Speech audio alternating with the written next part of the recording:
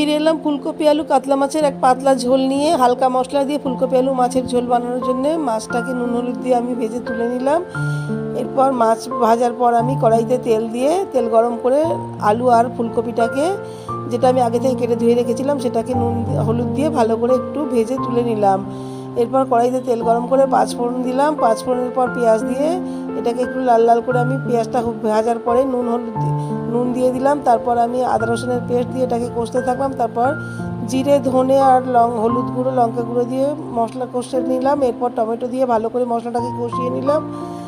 মশলা কষানোর পর ওই যে ফুলকপি আলু ভেজে রেখেছিলাম সেগুলো আমি ওই মশলার সঙ্গে দিয়ে ভালো করে কষিয়ে নিলাম। একটু একটু করে জল দিয়ে কষিয়ে নিয়ে তারপর চিনি একটু দিয়ে নুন চিনির পরিমাণ মতো দিয়ে উপর থেকে গরম জল দিয়ে দিলাম গ্রেভির জন্য। এরপর ঝোলটা ফুটে উঠলে আমি মাছগুলো দিয়ে দিলাম।